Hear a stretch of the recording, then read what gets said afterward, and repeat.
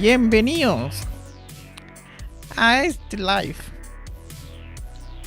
Es un placer conocerlos a todos ustedes.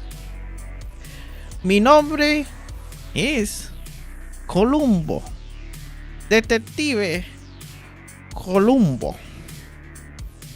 Y para mí es un placer empezar la serie de hoy. Espero que la disfruten y puedan aprender todos los toques que me sé y que les voy a compartir.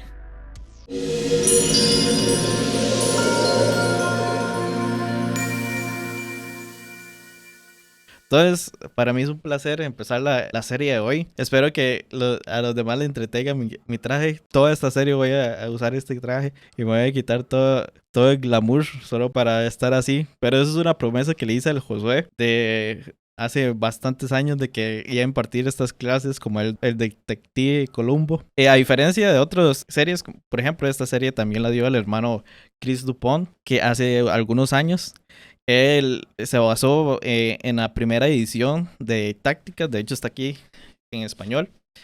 Él se basó en esta primera edición de Tácticas de Greg. Claramente él tenía el libro en inglés y vio algunas fallas que no le gustaban en algunas traducciones. Creo que muchos de nosotros que han visto el material en inglés, sí, no salí como muy contento con la traducción y algunos términos, como verán en las siguientes clases, van a cambiarse un poco. Creo que algunas cosas sí están totalmente erróneas. Creo que hay algunos términos que sí se basaron más en la traducción de España. O sea, hay algunos términos que lo entenderían mejor los españoles que la gente latinoamericana. Entonces, yo lo que hice en esta serie es cambiar un poco más los términos para que la gente de Latinoamérica entiéndame un poquito mejor las cosas, porque, hostia, tío, escucharlo flipa o me han pillado, suena como muy raro en las expresiones, entonces los cambié un poco. Pero en esta nueva serie, que a diferencia de las otras, vamos a usar el nuevo libro, el libro nuevo de Tácticas. Esta es una nueva edición, la cual se actualizan unas cosas, se añaden nuevos comentarios y se añaden nuevas tácticas. Van a ver, esa es la diferencia al libro viejo que está aquí a la par. Y con ello vamos a aprender más cosillas. Todas estas tácticas, van a ser nuevas, otras ya conocidas. Quizás algunas personas ya han visto la serie o han leído el libro de tácticas o han visto la serie de Chris Dupont. Pero creo que hay algunas que sí van a poder verlas, algunas cosillas nuevas. Entonces, siempre van a salir beneficiados. Entonces, ya para empezar la clase de hoy, ¿de qué trata esta serie? Quizás viendo el título, algunos no entiendan algunos conceptos o no los conozcan. Entonces vamos a empezar a definir algunos conceptos. Obviamente la apologética puede definirse como aquella rama de la teología cristiana que busca presentar una justificación racional para las verdades expresadas del cristianismo. Como dice William Ray Craig, normalmente la apologética es una cuestión teórica. No es tanto práctica, sino es una cuestión donde usted trata de estudiar todas las defensas y argumentos a favor del cristianismo. Y entonces, en pocas palabras, es una forma de presentar tanto defensa como ofensa para la fe cristiana. Más adelante explico a qué me refiero con apologética ofensiva y defensiva. Obviamente está el término de evangelismo, que es el acto de predicar el evangelio de Jesús, es decir, de difundir el cristianismo. Pero aquí hay un concepto que quizás muchos no saben, que es la epistemología callejera. Si ustedes ven el título de esta serie, que es Apologética Callejera, Tácticas para el Evangelismo,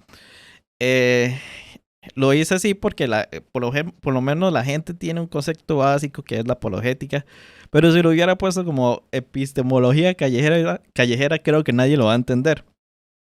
Pero Epistemología callejera es prácticamente lo que se trata esta serie. Entonces, epistemología callejera es una conversación que razona las bases de las creencias. Descrito más formalmente, la epistemología callejera es una herramienta conversacional que ayuda a las personas a reflexionar sobre la calidad de sus razones y la confiabilidad de los métodos utilizados para derivar el nivel de confianza en sus creencias profundamente arraigadas.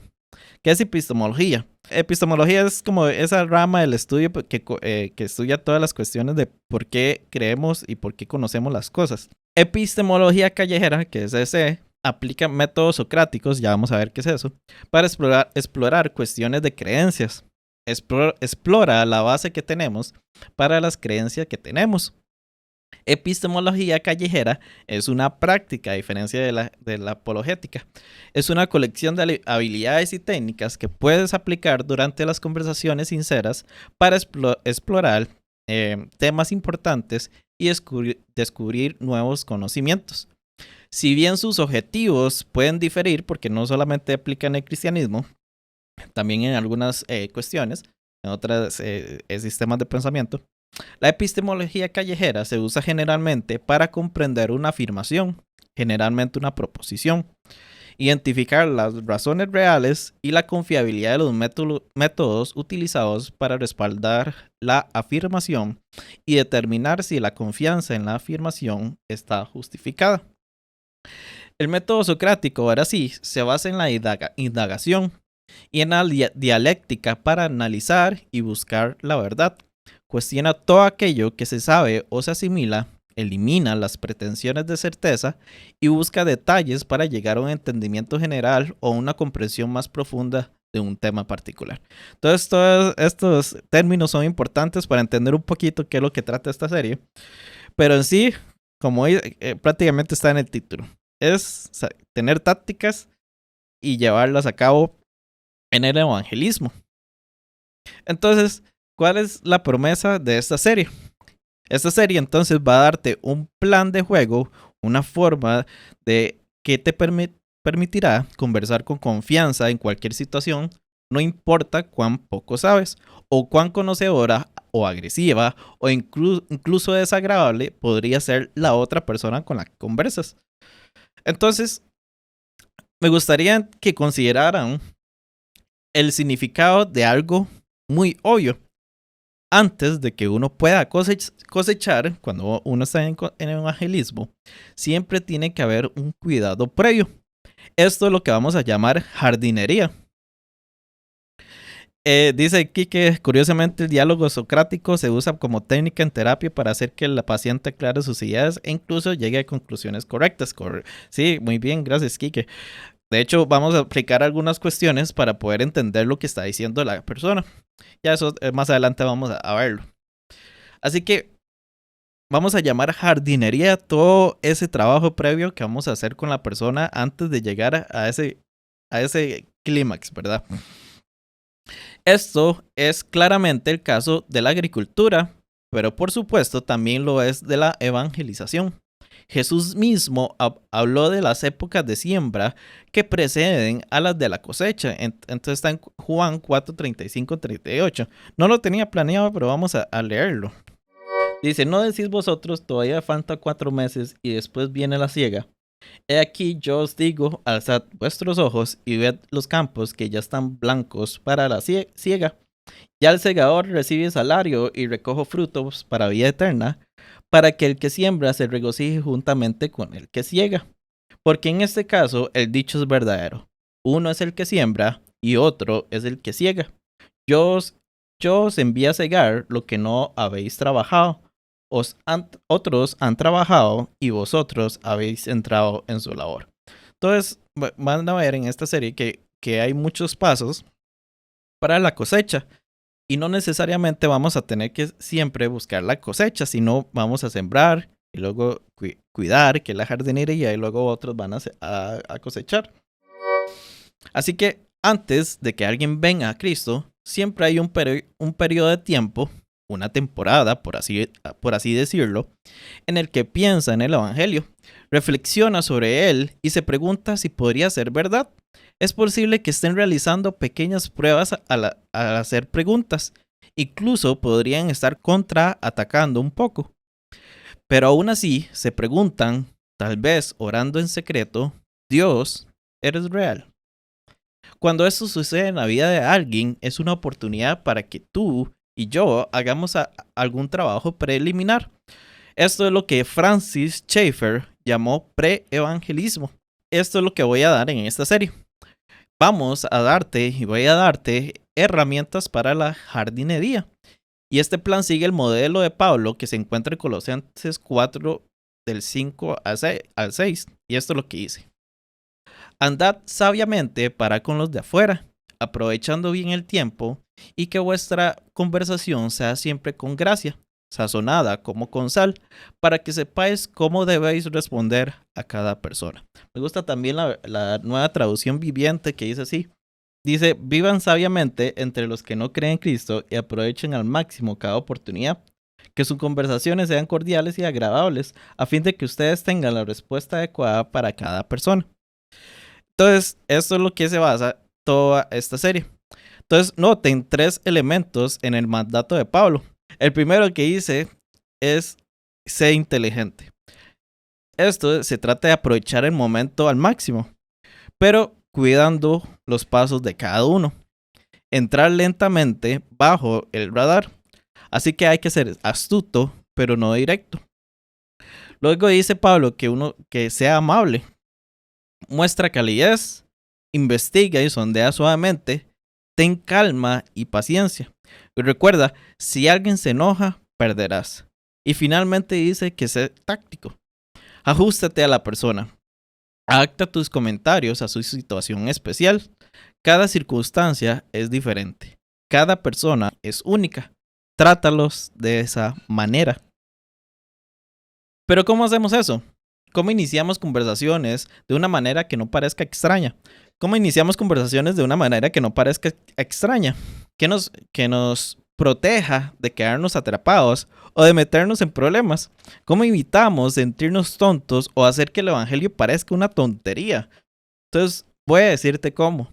Se necesita un método, un plan de juego táctico, uno que sea sencillo de seguir, pero que esté hecho a la medida de cada individuo, como si estuviera sazonado con sal. Los principios que voy a enseñarte en esta serie te permitirán hacer lo que aconseja Pablo: ser inteligente, amable y táctico. Entonces, cuando vayas a hablar con la gente sobre asuntos espirituales, no es necesario buscar siempre cerrar el trato con ellos. O sea, ir directamente a lo que comúnmente se le llama la oración de fe. Debemos buscar hacer un poco de jardinería en sus vidas. Eso es todo. Queremos hacerlos pensar. Si podemos hacer eso, entonces hicimos un buen trabajo, porque en última instancia están en manos de Dios. Mucha gente piensa que hay que... Tiene como, a veces, dependiendo de la persona, tiene como esa carga de que si esta persona no acepta a Cristo en el momento de evangelizar, cree que no hizo un buen trabajo. Pero esto no siempre es así. Entonces, en esta serie vamos a irla en 2. Primero, vamos a dar el plan de acción, el plan de juego que vamos a seguir. Y la segunda parte es para saber estrategias y tácticas y cuestiones para cómo evitar, cómo encontrar más bien las fallas de la otra persona y cómo sacarle ventaja a esas cosas. Y en este primer tema de esta clase vamos a ver diplomacia o día D. En este contexto, diplomacia significa habilidad, sagacidad y disimulo. Y el día D ya vamos a ver un poquito qué es lo que se trata. Entonces ya sabemos que es apologética. Y muchos cristianos que quieren dar una respuesta a los que los cuestionan enfrentan una barrera. Es demasiado fácil para los escépticos ignorar nuestros hechos, negar nuestras afirmaciones o simplemente bostezar y alejarse de todo lo que hemos dicho, de la línea que hemos trazado. Pero a veces nos alejan. En lugar de eso se ponen de pie y luchan. Nos lanzamos a la batalla solo para enfrentarnos a un aluvión de objeciones que no podemos manejar. hemos ignorado una de las primeras reglas del enfrentamiento, que es nunca debemos realizar un asalto frontal a una fuerza superior. Perdidos en equilibrio, metemos el rabo entre las piernas. No trato de hacer un chiste ahí, juego palabras con mi nombre. Metemos el rabo entre las piernas y nos retiramos, y tal vez para siempre. A algunos de ustedes les suena familiar. Así que vamos a sugerir una forma más excelente, más cuidadosa. A la hora del albur, sí. Jesús dijo que cuando te encuentres como oveja en medio de lobos, sé inocente, pero astuto. Esto lo dice Mateo 10:16. Aunque hay una guerra real en marcha, creo que nuestros compromisos deberían parecerse más a la diplomacia que al día de, como dice Greg Koukl. Así que en esta serie me gustaría enseñarte cómo ser diplomático, capaz de navegar sin problemas y con gracia a través de encuentros peligrosos. Greg Koukl, que es el autor de este libro, sugiere un método que llama modelo de embajador. Este enfoque se basa más en la curiosidad amistosa, una especie de diplomacia relajada, que en la confrontación. Sé que algunas personas tienen diferentes reacciones emocionales ante la idea de involucrar a otros en conversaciones controvertidas. Yo tengo una personalidad bien tímida, no me gusta hacer que la gente se enoje y cosas así. Que me hombre entre las patas. Ya suena como muy extraño, ¿verdad? Así que algunos disfrutan el encuentro, otros están dispuestos pero un poco nerviosos e inseguros, otros intentan evitarlos por completo. Entonces, ¿cuál de todos estos tres es usted? Así que voy a enseñarte cómo navegar en las conversaciones para que mantengas el control, en el buen sentido, aunque tus conocimientos sean muy limitados. Es posible que no sepas nada sobre cómo responder a los desafíos que la gente plantea contra lo que tú crees.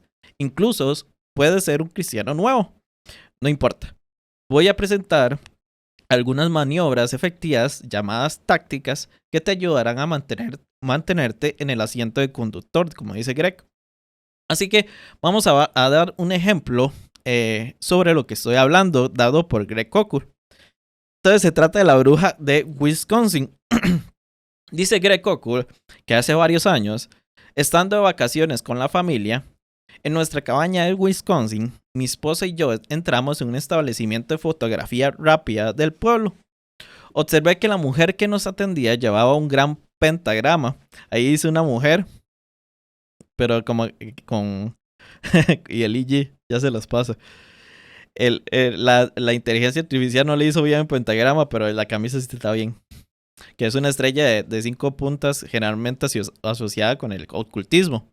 Y lo tenía como colgado en el cuello. Greg Koukl le preguntó, señalando el colgante, dice, ¿tiene esta estrella algún significado religioso o es solo una joya? Y dice, sí, tiene un sentido religioso, respondió. Los 5 puntos representan la tierra, el viento, el fuego, el agua y el espíritu.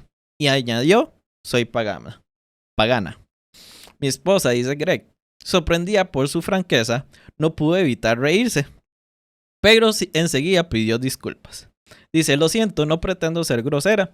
Es solo que nunca había oído a nadie admitir abiertamente que era pagana, explicó. ¿Eres wicana entonces?, siguió diciendo Greg. Ella sintió. Sí, era una bruja. Es una religión de la tierra, explicó la mujer. Como la de los nativos americanos, respetamos toda la vida. Si respetan toda la vida, dijo Greg, asumo entonces que será prohibida por lo que respecta al aborto. La mujer sacudió la cabeza. No, no lo soy. Soy pro elección. Y su respuesta le sorprendió a Greg. No es extraño que alguien que sea Wicca tome esa posición.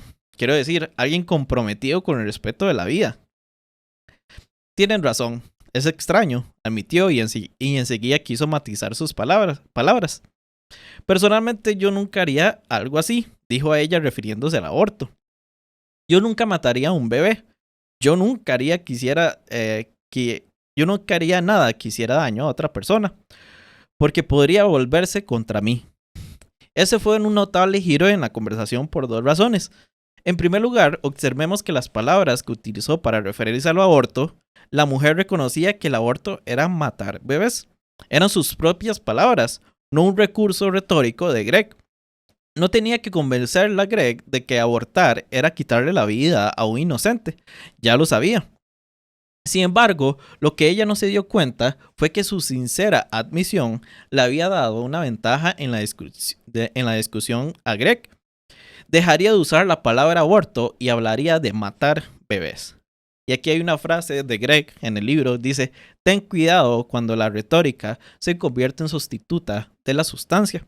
Siempre sabrás que la posición de una persona es débil cuando intenta conseguir con un uso ingenioso de las palabras lo que no puede solo con argumentos. En segundo lugar, resulta sorprendente que su primera razón para no agredir a un niño indefenso fuera su interés personal. Podría pasarle algo malo a ella, y lo dijo antes.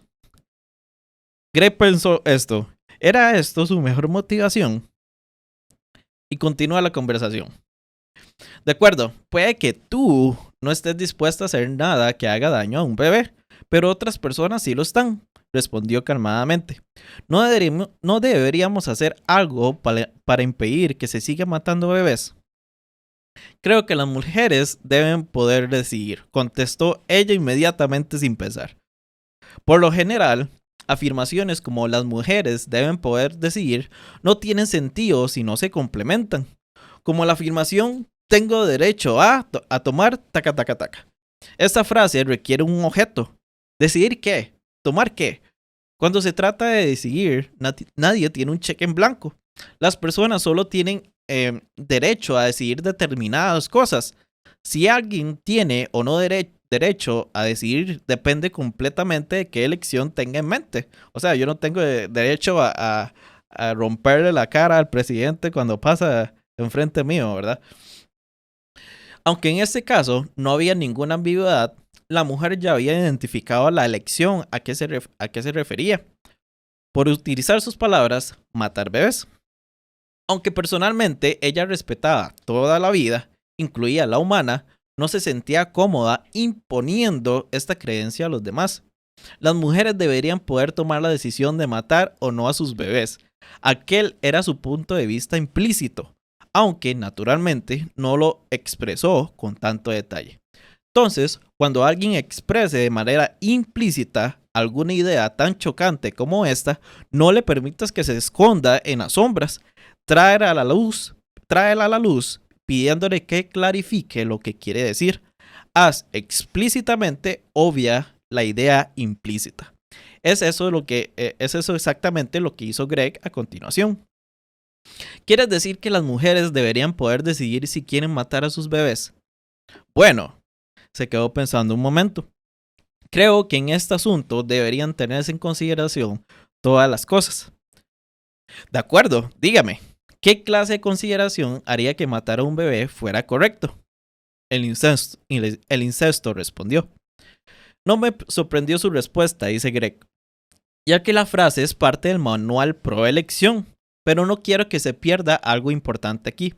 Esta chica, está defendiendo su punto de vista sacando a relucir eslóganes habituales a favor del aborto. Las mujeres tienen derecho a elegir, todas las cosas deben tomarse en cuenta, el incesto justifica el aborto. Sin embargo, en este caso, sus lemas no defendían el aborto en abstracto, sino que promovían explícitamente el asesinato de bebés. Sin embargo, ella no se dio cuenta del hecho, porque sus eslóganes se interponían en su camino. Simplemente estaba recitando sus líneas sin pensar. Sin embargo, pueden ver que en la posición de Greg, la conversación empezaba a sonar un poco rara. Esto sucede todo el tiempo, por supuesto, en ambos lados del pensamiento, tanto cristianos como no cristianos. Sacamos a relucir nuestros eslóganes favoritos, ya sean seculares o cristianos, dejando que nuestros eslóganes hagan el trabajo que debería ser una conversación cuidadosa y reflexiva en su lugar. El hábito a menudo oscurece el significado total o las ramificaciones, en este caso, de nuestras palabras. Greg decidió llevar la conversación un paso más allá con la esperanza de romper el hechizo del eslogan. O sea, en otras palabras, a veces la gente simplemente responde en automático y nunca piensa sobre lo que hice. Simplemente siguen toda la tradición de respuestas que en las redes sociales se pueden decir. Entonces uno las aprende y la respuesta a veces es automática y no deja que la persona piense. Dice, déjame ver si entiendo su punto de vista. Le respondió, digamos que tengo a mi lado a una niña de 2 años que fue concebida en una relación incestuosa. Según tu punto de vista, entiendo que yo debería tener la libertad de matarla. ¿Es eso lo que quieres decir? Esta última pregunta la detuvo en seco. La idea era claramente absurda. También estaba claro su profundo compromiso con sus convicciones pro elección. No sabía qué responder y tuvo que pararse un momento a pensar. Y finalmente dijo lo siguiente. Tendría sentimientos encontrados al respecto. Fue lo único que se le ocurrió. Naturalmente, dice Greg aquí, lo dijo como para darme la razón, pero era una respuesta desesperada y débil. Matar a una niña de 2 años. ¡Wow! Ahí me atrapaste. Ahí en el libro en español sale todo españolete. Ahí me pillaste. Así que me atrapaste ahí. Voy a tener que pensar en ello. Greg dice, espero que los tenga. Y fue todo lo que pudo responderle. En ese momento Greg notó que se estaba formando una fila de clientes detrás de él y se dio cuenta de que su conversación estaba interfiriendo con su trabajo y su breve oportunidad había llegado a su fin. Es cierto que no había llevado el evangelio, todavía no le había presentado el evangelio, pero esa no era la dirección en la que iba esta conversación. No es que la va a poner a hacer la oración de fe con esa conversación, ¿verdad? Así que esto no fue un momento evangélico, sino un momento de jardinería, que involucra una cuestión moral vital. Era hora de abandonar la búsqueda, confiársela al Señor y seguir adelante. Su esposa y Greg terminaron su compra, desearon lo mejor y se fueron. ¿Qué aprendemos en estas lecciones? Quiero que observen algunos aspectos de este breve encuentro. En primer lugar, este diálogo no hubo tensión, ansiedad ni momentos embarazosos por parte de Greg. Bueno, Greg sí tiene como el carácter, la personalidad de ser directa, quizás alguno de nosotros no lo sea como yo. Porque si no, me siento, sí se me sale un poco la vergüenza. Dice que no hubo confrontación, actitudes defensivas ni incomodidad. Que bueno, para la muchacha tal vez, todo. Me imagino en la fila de clientes ahí, Greg insistiendo. La conversación fue fácil, fluida y natural. En segundo lugar, aún así, Greg tuvo siempre el control de la conversación. Lo hizo sirviéndose de 3 tácticas importantes que después voy a explicar con más detalle para sondear las ideas de esta joven y comenzar a cuestionar su forma de pensar erróneo. Para empezar, le hizo 7 preguntas concretas que utilizó para comenzar la conversación. Por ejemplo, ¿tiene esta estrella algún significado religioso o es solo una joya? Y para conseguir información de ella, como eres wicana entonces. Después utilizó preguntas para poner al descubierto lo que consideraba debilidades en sus respuestas. Como por ejemplo, ¿quiere decir que las mujeres deberían poder decidir si quieren matar a sus bebés? También cuestionó amablemente la naturaleza inconsistente y contradictoria de sus puntos de vista. Por una parte, era una bruja que respetaba todas las formas de vida. Por otro lado, era en la cuestión del aborto, un procedimiento que ella misma describía como matar bebés, estaba a favor de la libre elección de la mujer. Y tercero, Greg intentó ayudarla a ver las consecuencias lógicas de sus creencias. Para ella, el incesto era una forma legítima para matar a un bebé, pero vacilaba cuando estaba ante un niño de 2 años concebido mediante una violación incestuosa. Nunca se le había ocurrido que, según su punto de vista, el incesto fuera una razón legítima para matar a un niño de 2 años, y eso la hizo pensar. Y lo último que quiero que observen, y es muy importante, fue que ella fue la que hizo la mayor parte del trabajo. El único esfuerzo por parte de Greg fue prestar atención a sus respuestas y llevar el diálogo por la dirección deseada. nada especialmente difícil. Además, al ser jardinero, o sea, haciendo un poco de trabajo preliminar en lugar de esforzarse por obtener una cosecha antes de su temporada, Greg dice que no se sintió con ninguna presión para incluir el evangelio en la conversación de una manera que fuera artificial o antinatural y por lo tanto inútil. Aprovechó la oportunidad al máximo, sabiendo que por el momento ella era su tarea, pero en última instancia ella era responsabilidad de Dios. Dice que la dejó al Señor y siguió adelante. Entonces lo que queremos aprender de eso es que muchas de nuestras conversaciones, nosotros como en la jardinería, estamos regando, estamos cuidando esta semilla.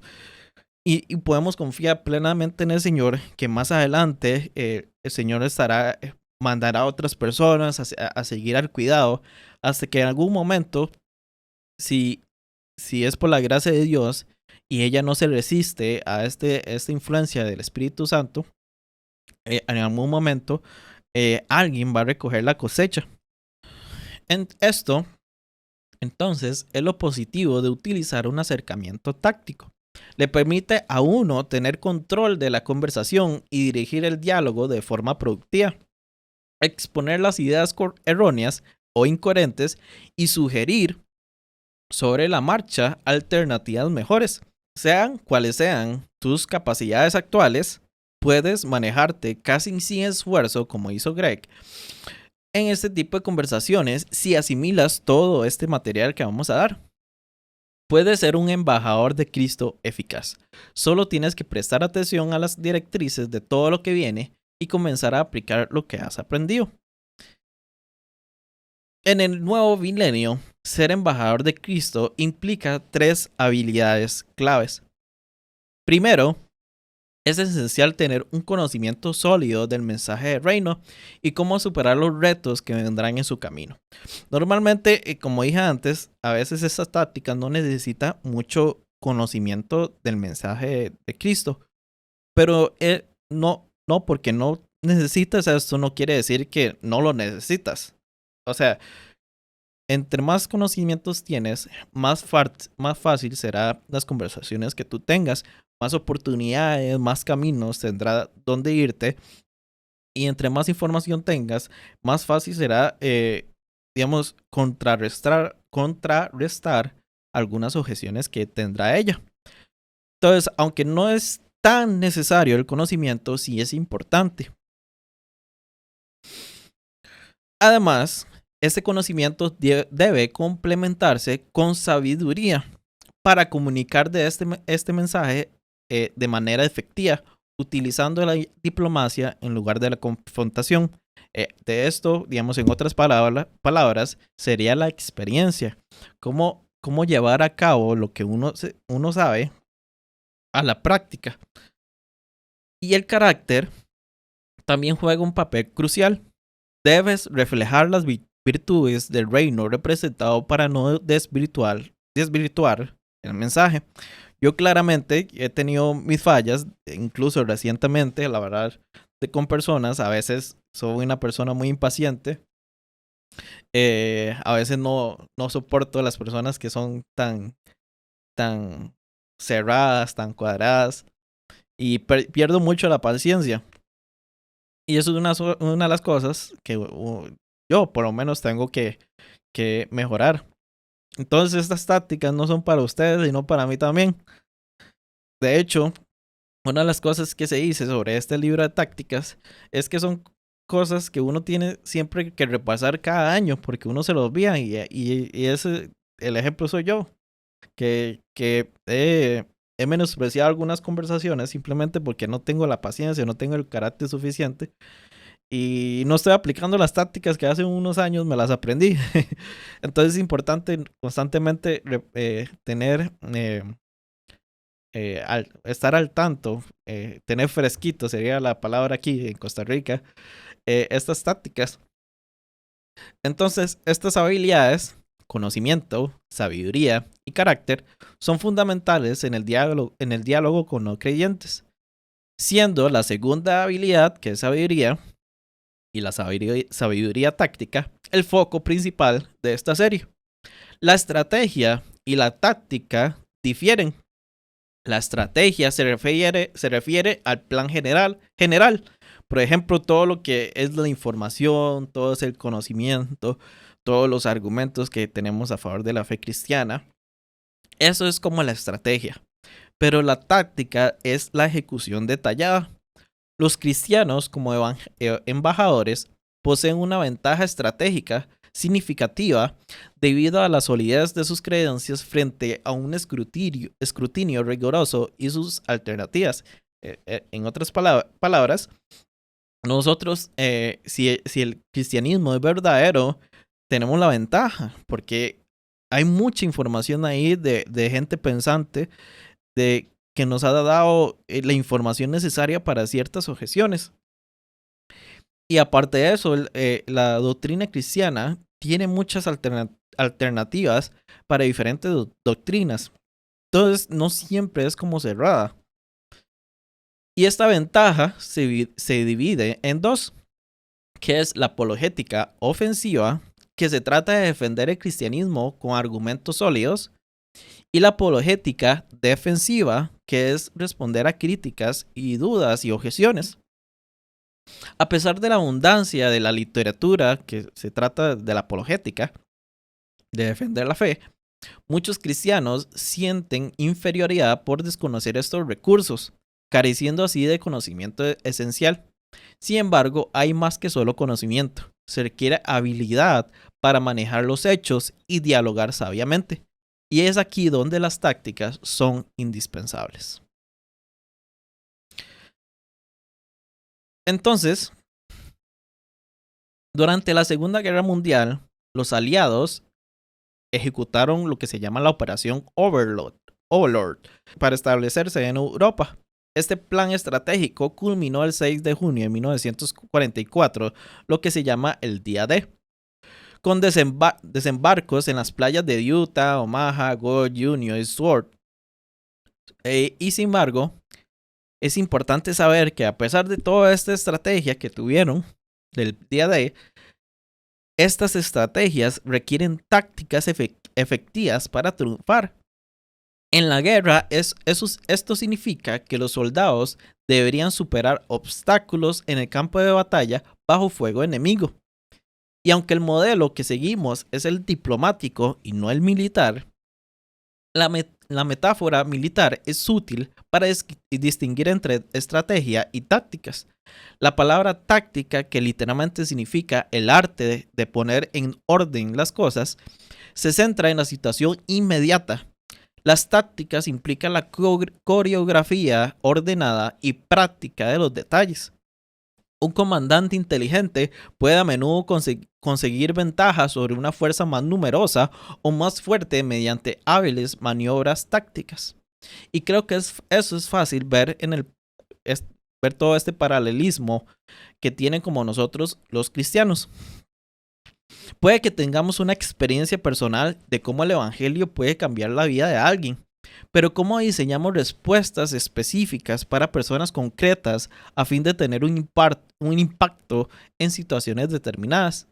Entonces, las tácticas nos ofrecen métodos para manejar conversaciones difíciles, permitiéndonos ser persuasivos y racionales en nuestra fe. El enfoque táctico demanda escuchar atentamente y responder con discernimiento, adaptándonos a una nueva información similar a un juego de baloncesto dinámico. De hecho, Greco aquí dice que el ejemplo de un juego de baloncesto o de básquet representa mejor que lo que es un ajedrez. Pero el ajedrez está como desde todo el diseño de la marca, ¿verdad? De tácticas. Así que vamos a ver tácticas con nombres que son reconocidos como Columbo, que estoy yo, Suicidio y Aplanadora, y hay muchos más. Y de hecho esos nombres los voy a cambiar un poco para que no sea como españolete, sino un poquito más de Latinoamérica. Alguna de estas tácticas nos permite tomar la iniciativa, mientras que otra la utilizamos para protegernos. Pero hay un peligro del que quiero que sean conscientes, por lo que voy a hacer una pausa para una importante aclaración. Voy a tomar un poquito de agua. Esto es un ejemplo, pero de las expresiones españoletas, pero sí, estaba bien, por ejemplo. Entonces lo dejé. Las tácticas no son triquiñuelas o astutas artimañas que usamos para manipular. No son inteligentes trucos para avergonzar a nuestros interlocutores y forzarlos a aceptar nuestro punto de vista. No pretenden menospreciar o humillar a quienes disienten de nosotros para poder presentarlos como trofeos de nuestros dotes. Esta advertencia está motivada por dos razones. En primer lugar, estas tácticas son potentes y es posible hacer un uso abusivo de ellas. No es difícil hacer que alguien parezca bobo cuando se dominan estas técnicas. Su uso puede mostrar rápidamente a las personas lo absurdas que son algunas de sus ideas. Por lo tanto, debemos tener cuidado de no utilizar estas tácticas simplemente para atacar a otros de forma vengativa o abusiva. Y en segundo lugar, las ilustraciones de esta serie son relatos abreviados de encuentros reales de la experiencia de Greg. No como el Kike dice que es despierta, Greg. Eso no pasó. O son las conversaciones que Greg tenía mientras se bañaba, ¿verdad?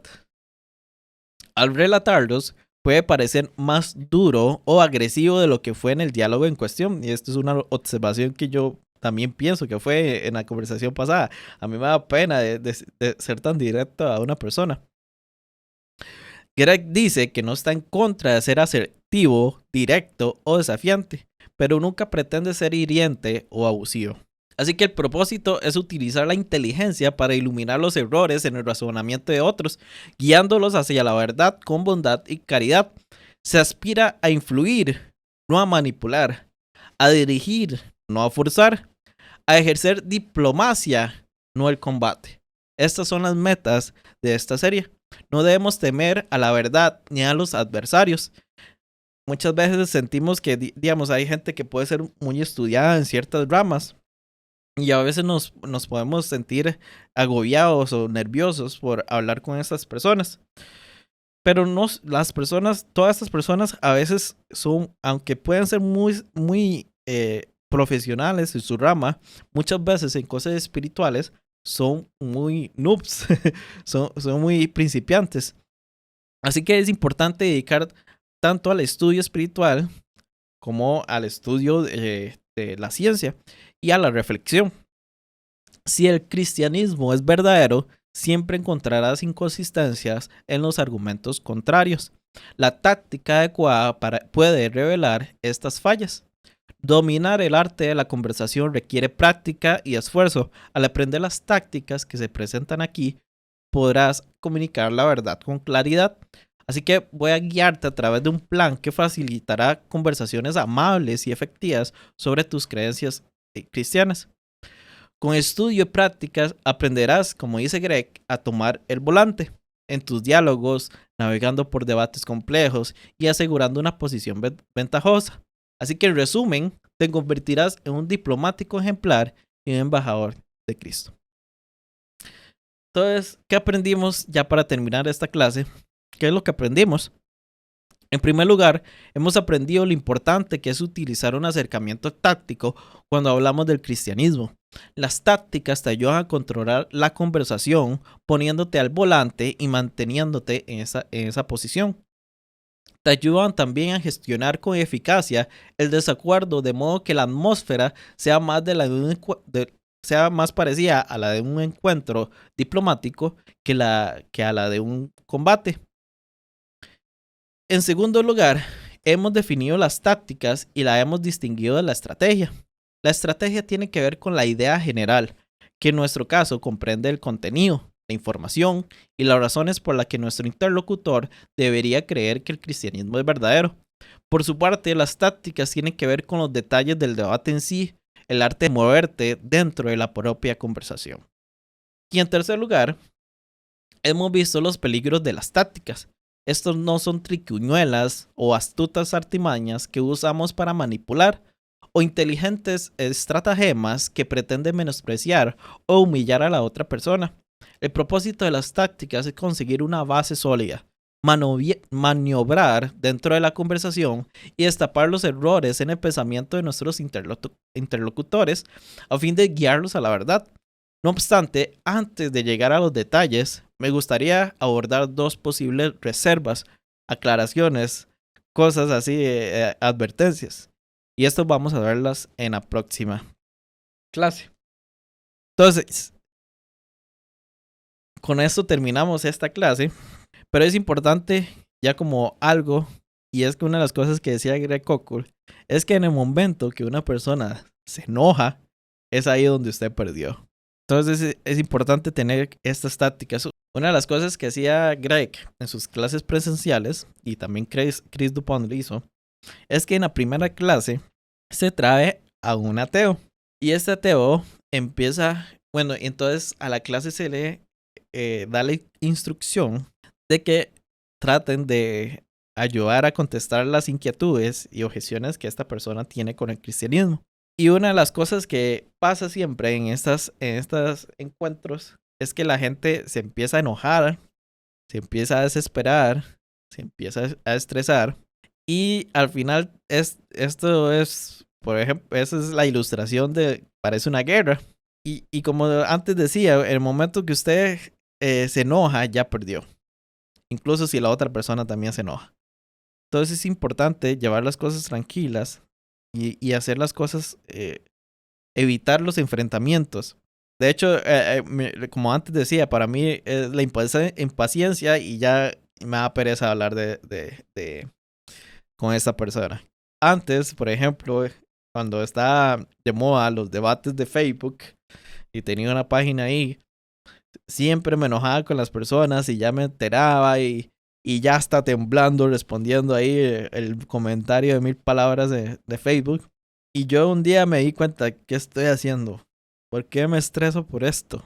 Y creo que los debates se quitaron de mi vida y llegaron momentos donde personas simplemente querían saber de los debates como hacer por el pelo. Que curiosamente al final me corté el pelo.